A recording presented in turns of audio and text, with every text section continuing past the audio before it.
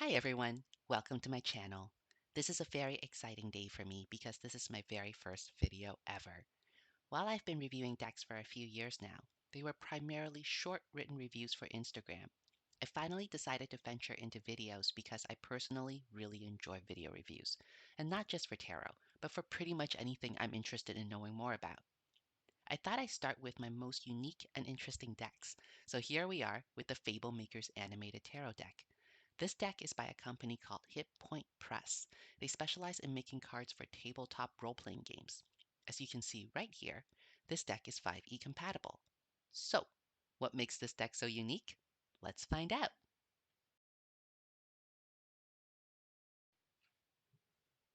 Here are a few cards from this deck. Now, at first glance, it looks like a pretty standard Rider-Waite-Smith deck, but let me show you how it's different. I'm going to start with the Two of Wands on the left. Please pay attention to the wand he's holding and the one behind him. Can you see how the energy is just swirling around the wands? The movement in this card is actually quite subtle, so let me show you exactly what this deck is capable of with the next two cards. Here's the Justice card. You see how everything looks like it's being blown by the wind? The veil behind her, her hair, her robe, and even her reflection on the ground are all moving. Another example is this Five of Coins. I wanted to show you a card from this suit because I really like the way the coins spin in the air in this deck. This movement effect is achieved through a technique called 8-frame looping animation. What this means is that there are 8 images embedded in every card, and which one you see depends on the angle you're looking at it from. And when you move it up and down, the picture looks like it's in motion.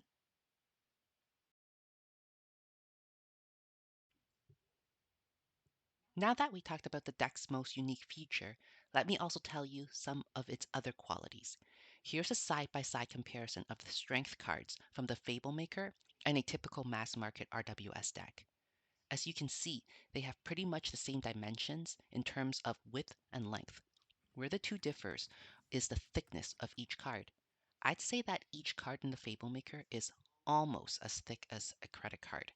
You can really see just how thick this is when we compare the full decks against each other. It is over twice as thick as a typical mass market deck. It is also a lot heavier. Not so heavy that you can't hold it with one hand, but heavy enough that it gets pretty uncomfortable to hold after just a few seconds. Aside from the size and weight, another notable thing about this deck is the screeching sound that it makes when you shuffle it. Now, I do want to say that none of this bothers me, but I think that it is worth pointing out because I can definitely see how it is a drawback for some people.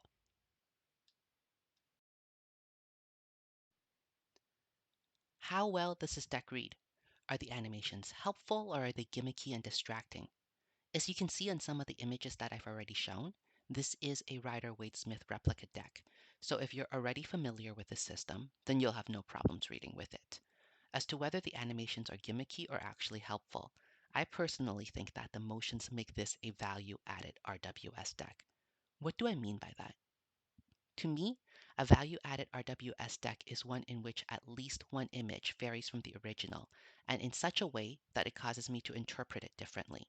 In this deck, while every card has 8 frames, the result isn't always the same.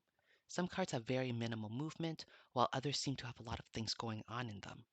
And the varying degrees of movement can make me feel differently about them. These are the two cards in particular that I'm thinking about. I'm going to start off with the Queen of Chalice.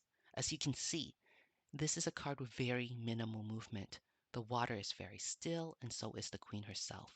This gives me a sense of calmness and serenity that I don't usually associate with this Queen. If anything, in some decks, I kind of see her as a bit of a tiger mom or a mama bear. But when she comes up in this deck, I do lean towards a more gentle interpretation. The other card, the Two of Coins, is the exact opposite from the Queen of Chalice in that it's the high level of movement that makes me view this card differently. I'm going to compare this against the original RWS version to show you exactly what I mean. In the original, the troubled water is kind of far off in the background, and I don't usually focus too much on that.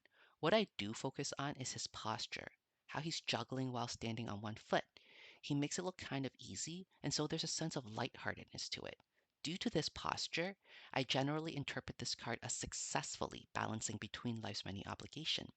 In the Fablemaker, however, you don't see his feet at all.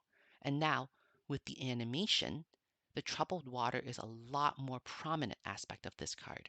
And so, my interpretation now focuses on a person in the midst of a difficult environment and trying to navigate through it all. His expression is rather neutral, so I wouldn't say he's having a difficult time, but he's definitely not having the time of his life either.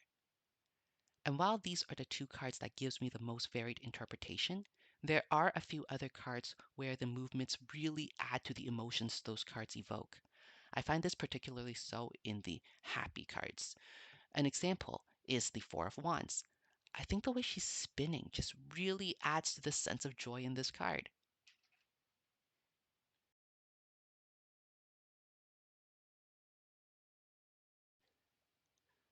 Would I recommend this deck? Absolutely. I think this deck is great for collectors. As far as I'm aware, there's nothing like this before it, and quite frankly, I don't think it's going to become a trend, so I don't think there's going to be much more like it in the future. Having that said, I know there is at least one other deck coming out soon with a similar feature, so it's not entirely unique. However, I really do think it will continue to be rare.